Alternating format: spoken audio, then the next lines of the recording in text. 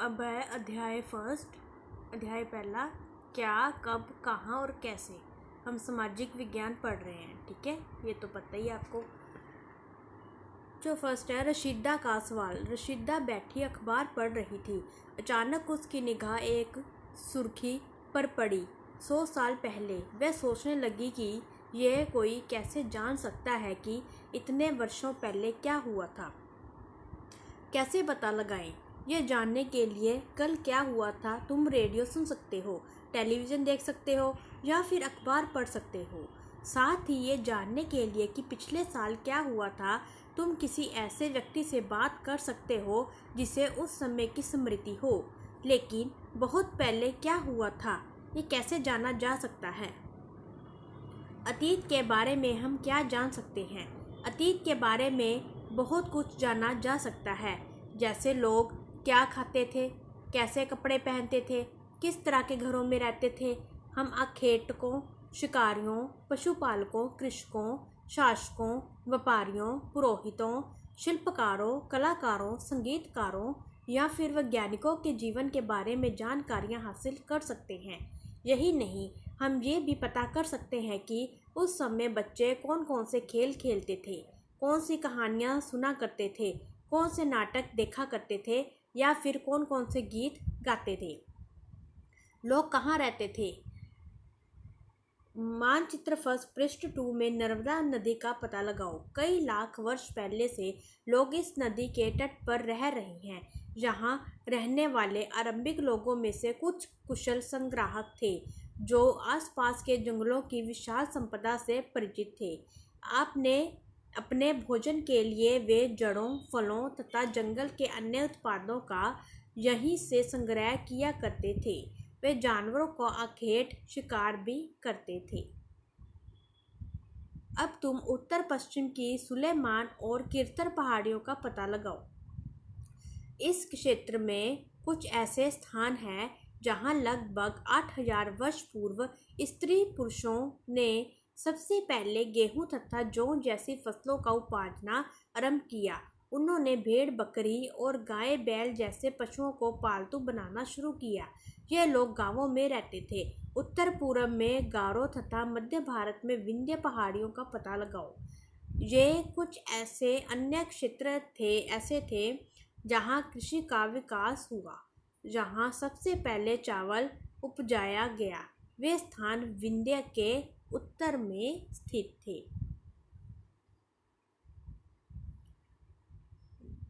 जैसे अभी आप मानचित्र में देख सकते हो, काबुल नदी कहाँ थी, सुलेमान, ये झेलम नदी, चिनाब, रावी, सतलुज, ब्यास नदी, फिर यमुना नदी और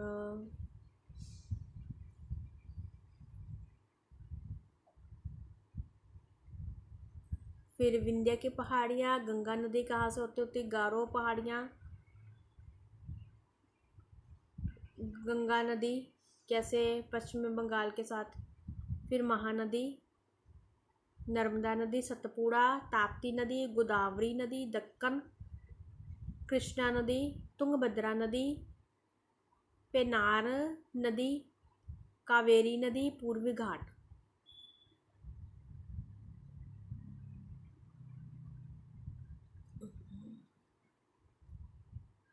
ठीक है, आगे चले। मानचित्र या सिंधु तथा इसकी सहायक नदियों का पता लगाने का प्रयास करो। सहायक नदियाँ उन्हें कहते हैं जो एक बड़ी नदी में मिल जाती हैं। लगभग 4700 वर्ष पूर्व इन्हीं नदियों के किनारे कुछ आरंभिक नगर फले फूले। गंगा व इसकी सहायक नदियों के किनारे तथा समुद्र तटवर्ती इलाकों में नगरों का विकास लगभग 2500 वर्ष पूर्व हुआ। गंगा तथा इसके सहायक नदी सोन का पता लगाओ। गंगा के दक्षिण में इन नदियों के आसपास का क्षेत्र प्राचीन काल में मगध, वर्तमान बिहार में नाम से जाना जाता था। इसके शासक बहुत शक्तिशाली थे। उन्होंने एक विशाल राज्य स्थापित किया था। देश के अन्य हिस्सों में भी ऐसे राज्यों की स्थापना की गई थी। लोगों ने सदैव उपमहाद्वीप के एक हिस्से से दूसरे हिस्से तक की यात्रा की। कभी कभी हिमालय जैसे ऊंचे पर्वतों, पहाड़ियों, रेगिस्तान, नदियों तथा समुद्रों के किनारे यात्रा जोखिम भरी होती थी। फिर भी ये यात्रा उनके लिए संभव नहीं थी। अतः कभी लोग काम की तलाश में तो कभी प्राकृतिक आपदाओं के कारण एक स्थान से दूसरे स्थान तक जाया करते थे। कभी कभी सेनाएं दूसरे क्षेत्रों पर विजय हासिल करने के लिए की जाती थी। इसके अतिरिक्त व्यापारी कभी काफिले में तो कभी जहाज़ों में अपने साथ मूल्यवान वस्तुएं लेकर एक स्थान से दूसरे स्थान तक जाते रहते थे। धार्मिक गुरु लोगों को शिक्षा सलाह देते हुए एक गांव से दूसरे गांव तथा एक कस्बे से दूसरे कस्बे जाया करते थे। कुछ लोग नए रोचक स्थानों को खोजने की चाह में उत्सुकतावश भी यात्रा किया करते थे। इन सभी यात्राओं से लोगों को एक दूसरे को विचारों को जानने का अवसर मिला। ये साइट में जो है एक बार उससे भी देख लेते हैं मानचित्र में क्या है। दक्षिण एशिया, आधुनिक भारत। अच्छा, ये मानचित्र में क्या क्या शो किया है इन्होंने बताया है, ठीक है। चीन, म्यांमार, ऐसे ऐसे कुछ शो किया हुआ है। चलो आगे बढ़ते हैं। आज लोग यात्राएं क्यों करते हैं? एक बार फिर से मानचित्र 1 को देखो। पहाड़ियाँ, पर्वत और समुंदर इस उपमहाद्वीप की प्राकृतिक सीमा का निर्माण करते हैं। हालांकि लोगों के लिए इस सीमाओं को पार करना आसान नहीं था। उन्होंने ऐसा चाहा वे ऐसा कर सके। वे पर्वतों की ऊंचाई को छू सके और गहरे समुद्रों को पार कर सके। उपमहाद्वीप के बाहर से भी कुछ लोग यहाँ आए और यहीं बस गए। लोगों के इस आवागमन ने हमारी संस्कृति परंपराओं को समृद्ध किया। कई सौ वर्षों से लोग पत्थर को तराशने, संगीत रचने और यहाँ तक कि भोजन बनाने के लिए नए तरीकों के बारे में एक दूसरे के विचारों को अपनाते रहे हैं। देश के नाम। अपने देश के लिए हम प्रायः इंडिया, भारत जैसे नामों का प्रयोग करते हैं। इंडिया शब्द इंडस से निकला है, जिसे संस्कृत में सिंधु कहा जाता है। अपने एटलस में ईरान तथा यूनान का पता लगाओ। लगभग 2500 वर्ष पूर्व उत्तर पश्चिम की ओर से आने वाली ईरानियों और यूनानियों ने सिंधु को हिंदोस तथा इंदोस और इस नदी के पूर्व में स्थित भूमि प्रदेश को इंडिया कहा। भारत नाम का प्रयोग उत्तर पश्चिम में रहने वाले लोगों के एक समूह के लिए किया जाता था। इस समूह का उल्लेख संस्कृत की आरंभिक लगभग 3500 वर्ष पुरानी कीर्ति ऋग्वेद में भी मिलता है। बाद में इसका प्रयोग देश के लिए होने लगा। अतीत के बारे में कैसे जानें? अतीत की जानकारी हम कई तरह से प्राप्त कर सकते हैं। इनमें से एक तरीका अतीत में लिखी हुई पुस्तकों को ढूंढना और पढ़ना है। ये पुस्तकें हाथ से लिखी होने के कारण पांडुलिपि कही जाती है। अंग्रेजी में पांडुलिपि के लिए प्रयुक्त होने वाला मैन्युस्क्रिप्ट शब्द लैटिन शब्द मेनू, जिसका अर्थ हाथ है, से निकला है। ये पांडुलिपियाँ प्रायः ताड़ पत्रों अथवा हिमालय क्षेत्र में उगने वाली बुर्ज नामक पेड़ की छाल से विशेष तरीके से तैयार भोजपत्र पर मिलती है। ये जो साइड पे है ये भी बड़ा इम्पोर्टेंट होता है, इसको भी देख लेते हैं। ताड़ पत्रों से बनी पांडुलिपि का एक पृष्ठ। ये पांडुलिपि लगभग 1000 वर्ष पहले लिखी गई थी। किताब बनाने के लिए ताड़ के पत्तों को काटकर उनके अलग अलग हिस्सों को एक साथ बांध दिया जाता था। बुर्ज पेड़ की छाल से बनी ऐसी ही एक पांडुलिपि को तुम यहाँ देख सकते हो। ये है पांडुलिपि, ठीक है।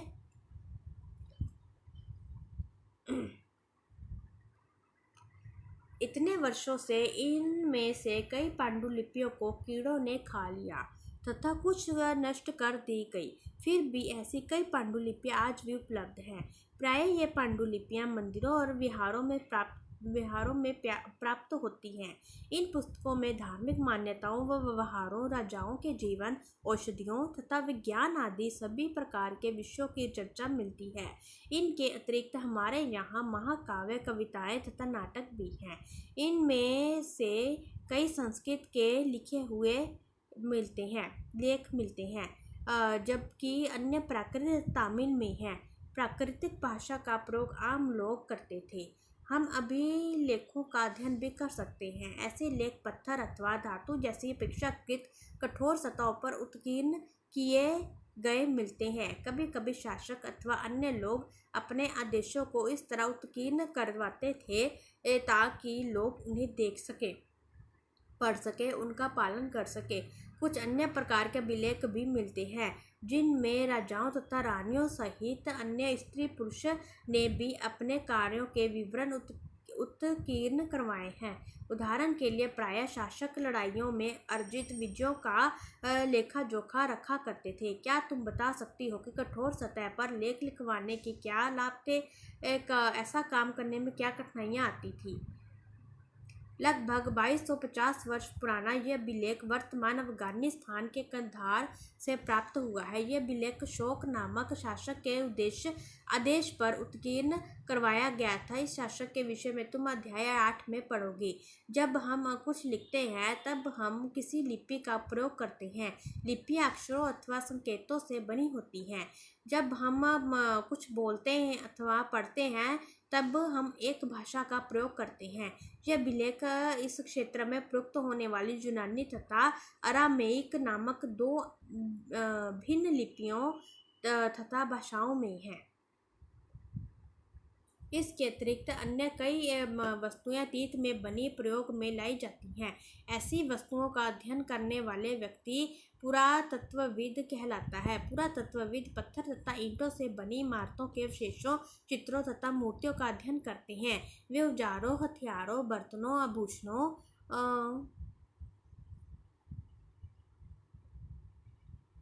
तथा सिक्कों की प्राप्ति के लिए छानबीन तथा खुदाई भी करते हैं। इनमें से कुछ वस्तुएं पत्थर, पकी मिट्टी तथा कुछ धातु से बनी हो सकती हैं। ऐसे तत्व कठोर तथा जल्दी नष्ट न होने वाले होते थे। ये देखो धातुओं की बनी हुई है। बाएं, एक प्राचीन नगर में प्राप्त पात्र। इस तरह के पात्रों का प्रयोग 4700 वर्ष पूर्व होता था। दाएं, एक पुराना चांदी का सिक्का। इस तरह के सिक्कों का प्रयोग लगभग 2500 वर्ष पूर्व होता था। हमारे द्वारा आज प्रयोग में आने वाले सिक्कों से ये सिक्का कैसे भिन्न है? पुरातत्वविद जानवरों, चिड़ियों तथा मछलियों की हड्डियां भी ढूंढते हैं। इससे उन्हें ये जानने में मदद मिलती है कि अतीत में लोग क्या खाते थे। वनस्पतियों के अवशेष बहुत मुश्किल से बच पाते हैं। यदि अन्न के दाने अथवा लकड़ी के टुकड़े जल जाते हैं तो वे जले हुए रूप में बचे रहते हैं। क्या पुरातत्वविदों को बहुधा कपड़ों के अवशेष मिलते होंगे?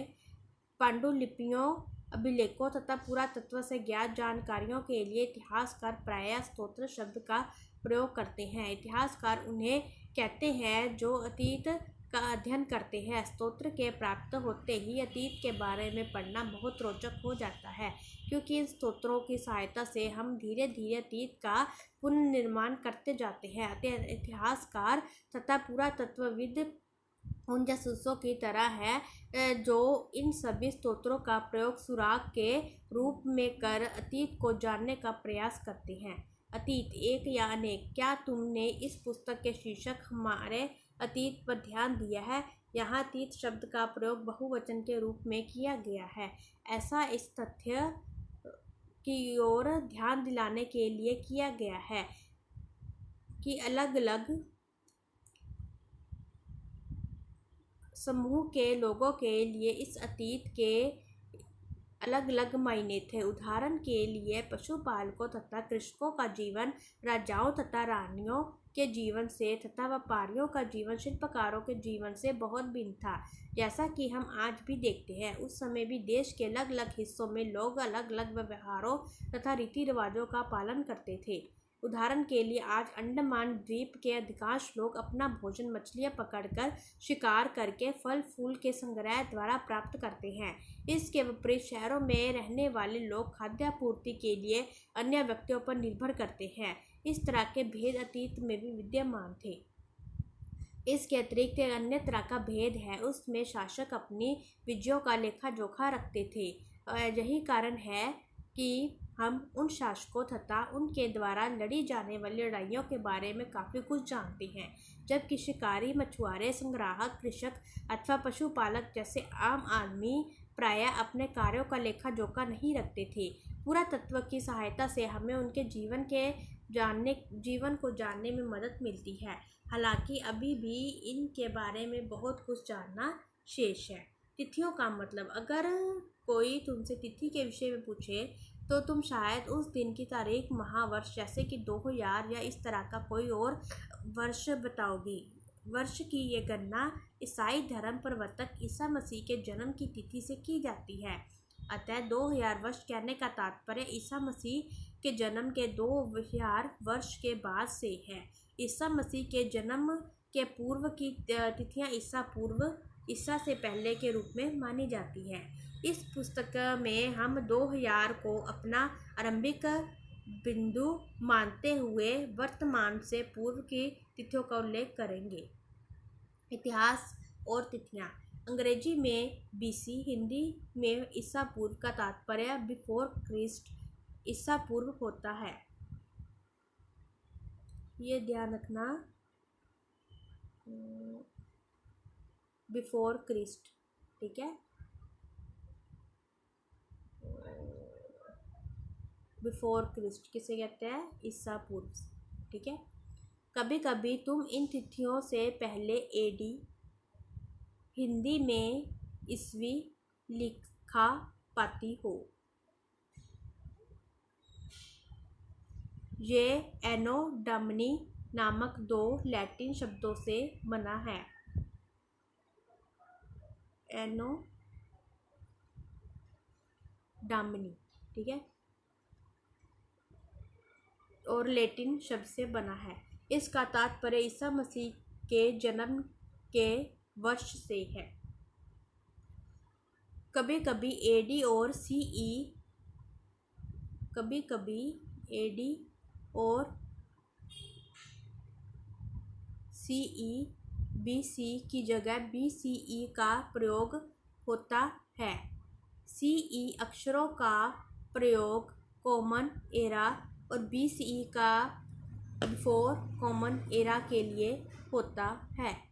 हम इन शब्दों का प्रयोग इसलिए करते हैं क्योंकि विश्व के अधिकांश देशों में अब इस कैलेंडर का प्रयोग सामान्य हो गया है। भारत में तिथियों के इस रूप का प्रयोग लगभग 200 वर्ष पूर्व आरंभ हुआ था। कभी कभी अंग्रेजी के BP अक्षरों का प्रयोग होता है, जिसका तात्पर्य बिफोर प्रेजेंट, वर्तमान से पहले है।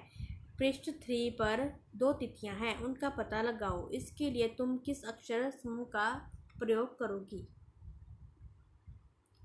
अन्यत्र, जैसे कि हमने पहले पढ़ा, अभिलेख कठोर सतहों पर उत्कीर्ण करवाए जाते हैं। इनमें से कई अभिलेख कई सौ वर्ष पूर्व लिखे गए थे। सभी अभिलेखों में लिपियों तथा भाषाओं का प्रयोग हुआ। समय के साथ साथ अभिलेखों में प्रयुक्त भाषाओं, लिपियों में बहुत बदलाव आ चुका है। विद्वान ये कैसे जान पाते हैं कि क्या लिखा था? इसका पता अज्ञात लिपि का अर्थ निकालने की एक प्रक्रिया द्वारा लगाया जा सकता है। इस प्रकार से अज्ञात लिपि को जानने की प्रसिद्ध कहानी उत्तरी अफ्रीकी देश मिस्र से मिलती है। लगभग 5000 वर्ष पूर्व यहाँ राजा रानी रहते थे।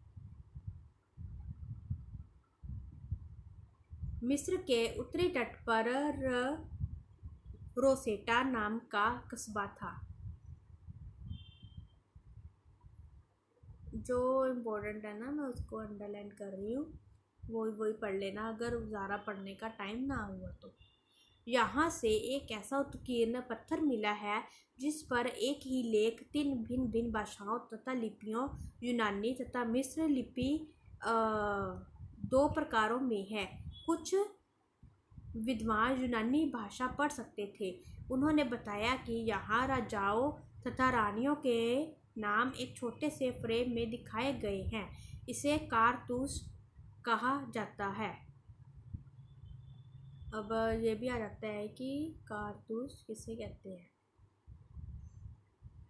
इसके बाद विद्वानों ने यूनानी तथा मिस्री संकेतों को अगल बगल रखते हुए मिस्री अक्षरों की समानार्थक ध्वनियों की पहचान की। जैसा कि तुम देख सकते हो, यहाँ L अक्षर के लिए शेर और A अक्षर के लिए चिड़िया के चित्र बने हैं।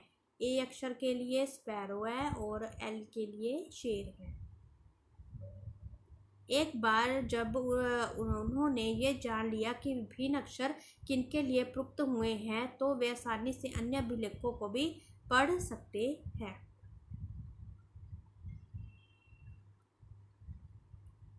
बाकी शायद इतना ही है, जो एक्सरसाइज है वो बाद में हम करेंगे। ठीक है, थैंक यू।